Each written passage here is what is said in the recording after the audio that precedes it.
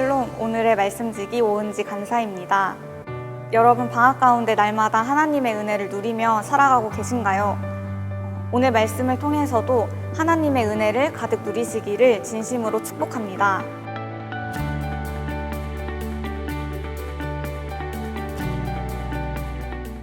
오늘 본문인 로마서 7장 7절에서 12절 말씀을 보면 바울은 질문과 대답 형식으로 율법에 대해 이야기를 합니다.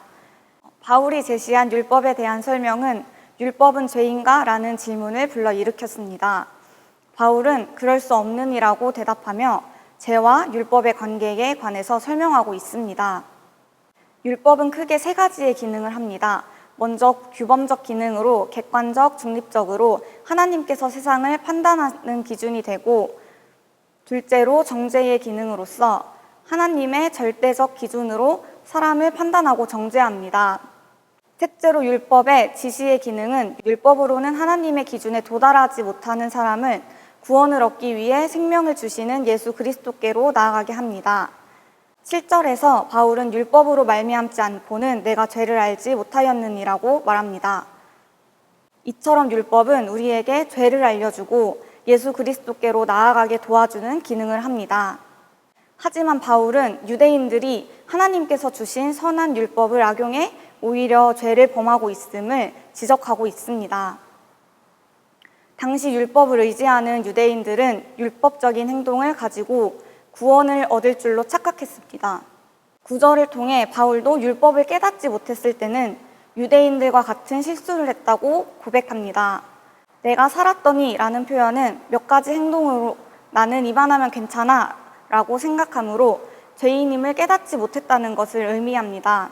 하지만 계명이 이름에 죄는 살아나고 나는 죽었다는 말씀은 바울이 예수님 앞에 나아가 보니 죄가 드러나고 죄인임을 깨닫게 되었음을 이야기합니다.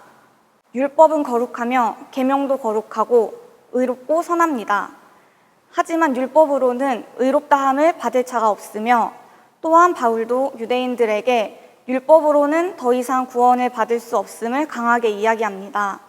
율법은 우리에게 하나님과 바른 관계로 나아갈 순종의 기준을 제시하지만 순종의 능력을 주지는 않습니다.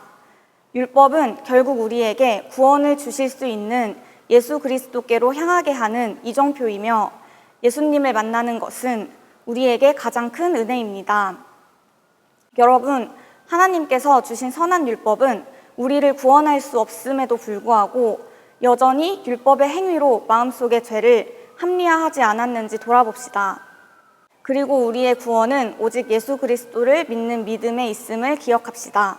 날마다 예수님 앞에 나아가 죄인임을 깨달아 우리의 죄를 용서하시며 우리를 구원하시는 하나님 앞에 한 걸음 더 가까워지는 은혜가 있기를 축복합니다. 샬롬.